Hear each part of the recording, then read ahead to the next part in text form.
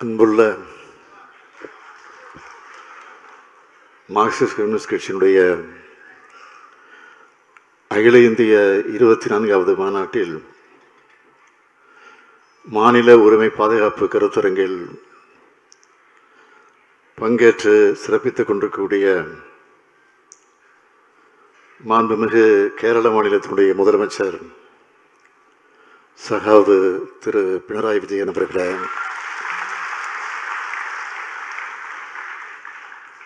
மாண்புமிகு கர்நாடக மாநிலத்தினுடைய உயர்கல்வித்துறை அமைச்சர் திரு சுதாகர் அவர்களே,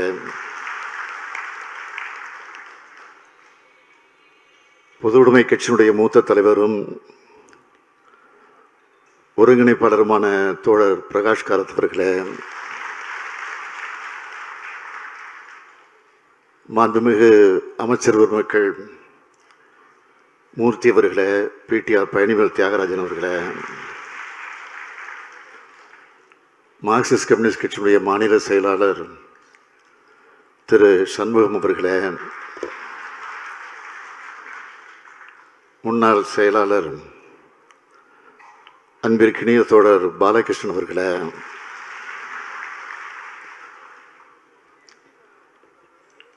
திராவிட முன்னேற்றக் கழகத்தினுடைய மாவட்ட செயலாளர்கள் கோ தளபதி, சட்டமன்ற உறுப்பினர்களே, மணிமாறன் உள்ளிட்ட கழக நிர்வாகிகளே, பொன்முத்து தர்மலிங்கம் அவர்களே, நாடாளுமன்ற உறுப்பினர் அன்பிற்கினிய நண்பர் தோழர் வெங்கடேசன் அவர்களே, திரைக்கலைஞர் தோழர் ரோகிணி அவர்களே, மதுரை மாநகர் மாவட்ட செயலாளர் திரு கணேசன் அவர்களே, மதுரை புறநகர் மாவட்ட செயலாளர் திரு ராஜேந்திரன் அவர்களே, பொது உடைமை உணர்வோடு குழுமி இருக்கக்கூடிய தோழர்களே, பத்திரிகை மற்றும் ஊடகத்துறையை சார்ந்திருக்கக்கூடிய நண்பர்களே, உங்களுக்கு இந்த முத்துவேல் கருணாநிதி ஸ்டாலினுடைய செவ்வணக்கம்.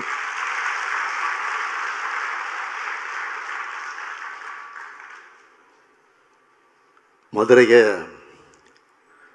தூங்கா நகரம் என்று சொல்லுவோம். ஆனால் அந்த தூங்கா நகரம் இன்றைக்கு சிவப்பு மாநகரமாக மாறியிருக்கு.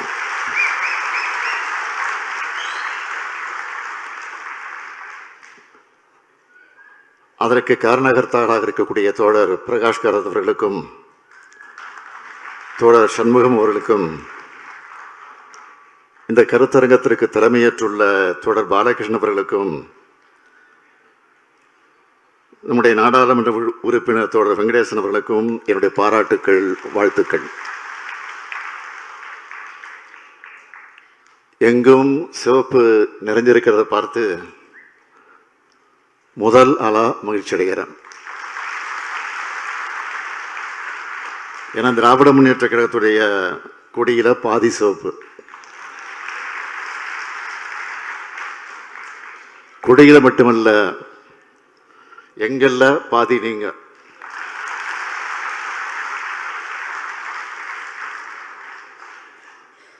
திராவிட இயக்கத்துக்கும் பொதுவுடைமை இயக்கத்துக்கும் இருப்பது கருத்தியல் நட்பு. இதோட அடையாளமாக தான் இந்த மாநாட்டுக்கு நான் வந்திருக்கிறேன். திராவிட இயக்கத்துக்கும் பொதுவுடைமை இயக்கத்துக்குமான உறவு என்பது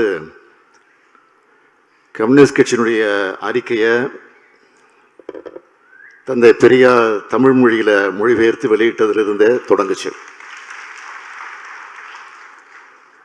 தன்னை ஒரு கம்யூனிஸ்டாகவே அடையாளப்படுத்தி கொண்டவர் தலைவர் கலைஞர் அவர்கள். இங்கே நம்முடைய தோழர் பாலகிருஷ்ணன் குறிப்பிட்டு காட்டியதை போல, உலக மாமேதை காரல் மார்க்ஸ் அவருடைய உருவச்சிலைக்கு சென்னையில் அமைக்கப்படும்னு சட்டமன்றத்தை அறிவிச்சுட்டு, உங்களில் பாதியா இந்த மாநாட்டுக்கு வந்திருக்கக்கூடிய என் பேர் ஸ்டாலின்.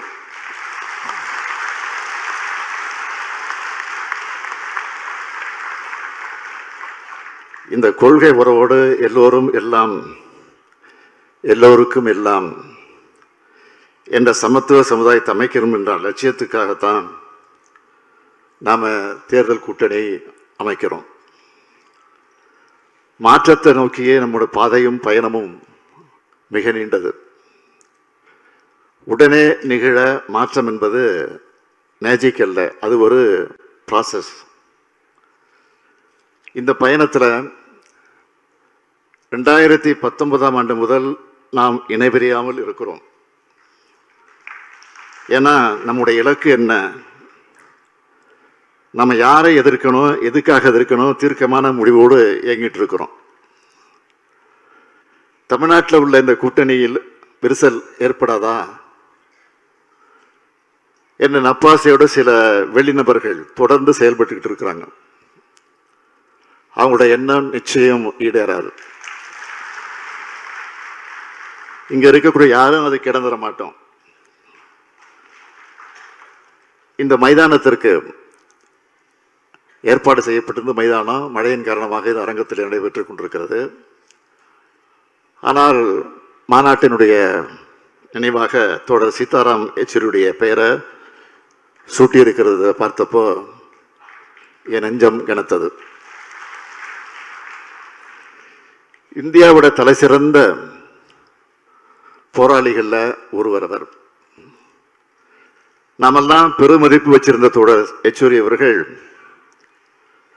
அவருடைய இழப்பு நமக்கு மட்டுமல்ல, இந்தியாவுக்கே மிகப்பெரிய இழப்பு. தோழர் சீதாராம் யெச்சூரி அவர்கள் பொது உடைமை கொள்கைக்காக போராடினவர். எதேச்சதிகாரத்தை கடுமையாக எதிர்த்தவர். சமத்துவ சிந்தனையோடு சமூக நீதி சிந்தனையை இணைச்சவர். மதவாத கருத்துக்களையும் மூட நம்பிக்கையும் கடுமையாக எதிர்த்தவர்.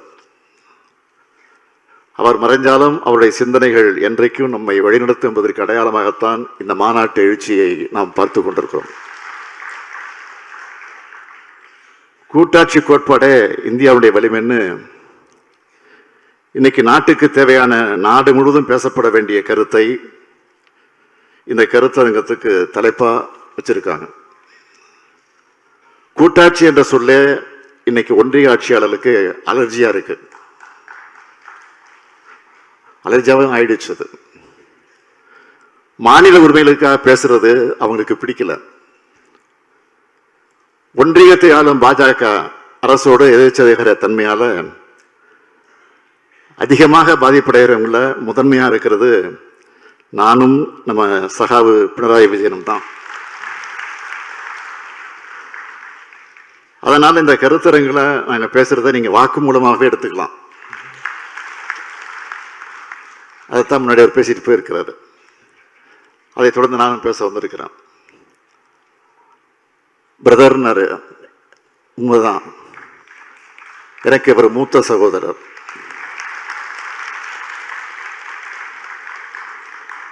நமது அரசியலமைப்பு சட்டத்தின் முதல் வரியே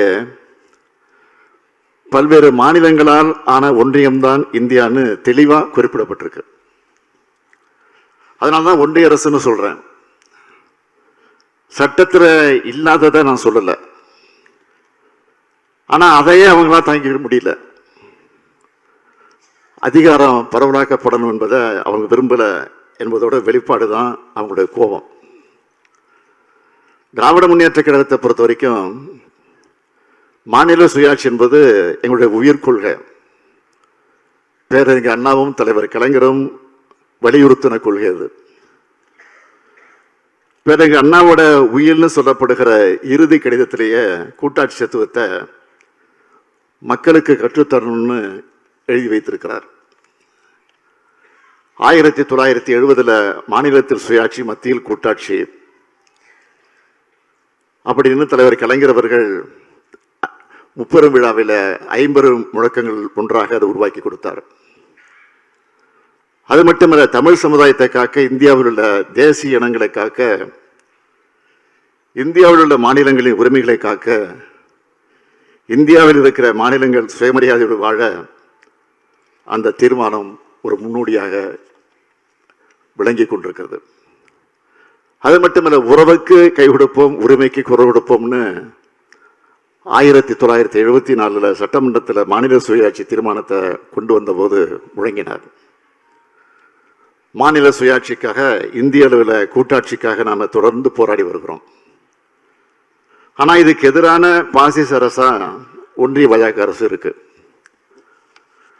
மாநில அரசுகள் டெல்லிக்கு காவடி தூக்குற நிலைமையை மாற்றி அதிகார பகிர்வுக்கு வழிகாட்டுறது தான் தன்னுடைய அணுகுமுறையாக இருக்கும்னு சொல்லி பிரதமரான நரேந்திர மோடி அவருடைய ஆட்சி தான் மாநிலங்களை அழிக்கிற ஆட்சியா, மாநில மொழிகளை சிதைக்கிற ஆட்சியா, பல்வேறு தேசிய மக்களை ஒழிக்கிற ஆட்சியா, பல்வேறு பண்பாடுகளை கொண்ட மக்களோட நம்பிக்கைகளை சிதைக்கிற ஆட்சியா, அரசியல் சட்டத்தால் உருவாக்கப்பட்ட அமைப்புகளை டம்மியாக மாற்றி ஒற்றையாட்சி தன்மை கொண்ட பாசிச ஆட்சியா இன்றைய பாஜக ஆட்சி நடந்துகிட்டு இருக்கு.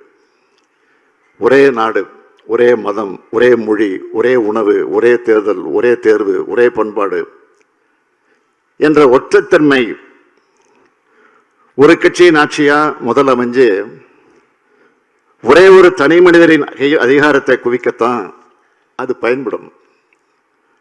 பிறகு அந்த தனி மனிதர் வச்சதுதான் சட்டம், அவர் சொல்றதுதான் வேதம், அவரால் அங்கீகரிக்கப்பட்ட சிலருக்கு மட்டும்தான் அதிகாரம், அவரால் ஆசீர்வதிக்கப்பட்டிருக்கக்கூடியவங்களுக்கு மட்டும்தான் நிதி மூலதனம்னு ஆகிடும்.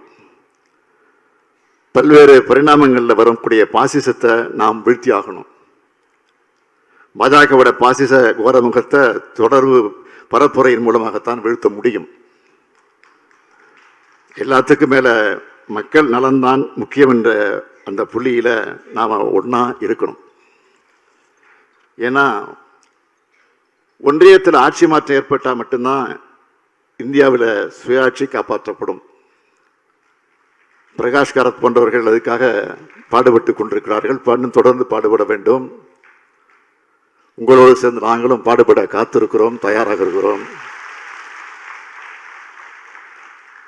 ஒன்றிய அரசுக்கும் மாநில அரசுக்குமான உறவுகளை வலிமைப்படுத்த சர்க்காரியா கமிஷன், பூச்சி கமிஷனும் அளித்த பரிந்துரைகளை அமுல்படுத்தணும்னு 2012 குஜராத் முதலமைச்சராக இருந்த நரேந்திர மோடி அவர்கள் கேட்டார்கள்.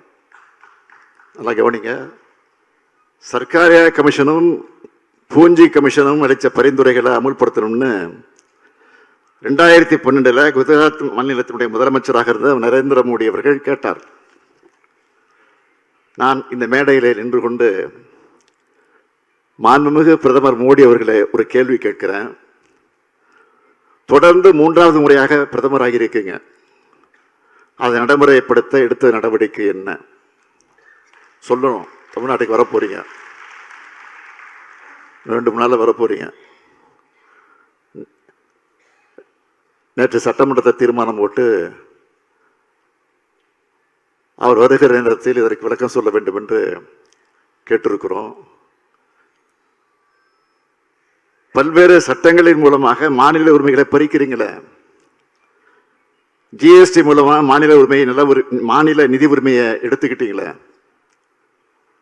எதிர்கட்சி ஆளக்கூடிய மாநில சட்டமன்றங்களை நிறைவேற்ற சட்டங்களுக்கு அனுமதி தருவதே கிடையாது. ஒன்றிய அரசு சார்பில் சிறப்பு திட்டம் கொடுக்கிறது இல்லை. எதிர்கட்சி ஆளக்கூடிய மாநிலங்களில் ஆளுநர்களை பாஜக மாநில தலைவர்களாக மாற்றி முழு நேர அரசியல்வாதியாக செயல்பட வைக்கிறாங்க. மாநிலங்களின் வளர்ச்சியை தடுக்கிறீங்க. பாஜகவுக்கு எதிரான மாநில அரசுகளை மிரட்டுறீங்க, ஆட்சியை கவிழ்க்கிறீங்க, கட்சிகளை உடைக்கிறீங்க, கட்சிகள் மாற கட்டாயப்படுத்தப்படுறீங்க. இன்னும் சொல்லணும்னா மாநிலங்களே இருக்கக்கூடாதுன்னு நினைக்கிறீங்க. அதே மாதிரி தான் வக்ஃப் திருத்த சட்டம். தமிழ்நாடு சட்டமன்றத்தில் அதுக்காக அதை எதிர்த்து நேற்றைக்கு நாடாளுமன்றத்தில் நிறைவேற்றப்பட்டிருக்கக்கூடிய அந்த தீர்மானத்தை எதிர்த்து நம்முடைய சட்டமன்றத்தில் தீர்மானத்தை நிறைவேற்றிட்டு தான் இந்த நிகழ்ச்சிக்கு நான் வந்திருக்கிறேன்.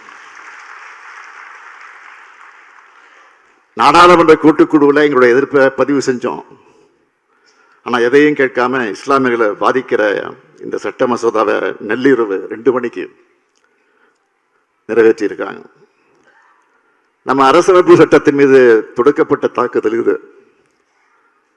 இந்த சட்டத்துக்கு எதிராக உச்சநீதிமன்றத்திற்கு வழக்கு தொடுக்கப்படும் சட்டமன்றத்தில் அறிவிச்சு விட்டு தான் வந்திருக்கிறேன். அரசமைப்பு சட்டத்தின் அங்கமான கூட்டாட்சி தத்துவத்தை தொகுதி மறுசீரமைப்பு என்ற பெயரில் சிதைக்க நினைக்கிறது பாஜக அரசு. தமிழ்நாடு, கேரளா, கர்நாடகா உள்ளிட்ட பல்வேறு மாநிலங்கள் இதை கடுமையாக எதிர்க்கிறோம். இதுக்கு எதிராக ஒரு கூட்டு நடவடிக்கை குழுவை உருவாக்கி 4 முதல்வர்கள் உள்ளிட்ட பல்வேறு பிரதான கட்சிகளுடைய பிரதிநிதிகளை சந்தித்து ஆலோசனை நடத்தணும். ஏற்கனவே உள்ள நாடாளுமன்ற தொகுதி மறுவரைய மேலும் 25 ஆண்டு காலத்திற்கு நீடிக்கணும்னு தீர்மானத்தை நிறைவேற்றி இருக்கிறோம். ஆனால் இன்று வரை அதற்கு பிரதமர் மோடி அவர்கள் பதில் சொல்லலை. இப்படி அரசியல் சட்ட உரிமைகளை பறிக்கிற ஆட்சியை பாஜக நடத்திக்கிட்டு இருக்கு. இதுதான் பாசிசம். மாநில சுயாட்சி, கூட்டாட்சி, சமூக நீதி, மத நல்லிணக்கம் ஆகியவற்றுக்கு எதிரான, சுருக்கமாக சொல்லணும்னா மக்களுக்கு எதிரான பாஜக ஆட்சியோட முடிவில் தான் இந்தியாவில் கூட்டாட்சி மலரும். அதை உருவாக்க இந்தியா முழுவதும் இருக்கிற ஜனநாயக சக்திகளை திரட்டுவோம். இதுக்காகத்தான் திமுக குரல் கொடுக்குது. பொது உடைமை தோழர்களும் இதுக்காக குரல் கொடுக்கணும். இணைந்து போராடுவோம், பாசிசத்தை வீழ்த்துவோம். நன்றி, வணக்கம்.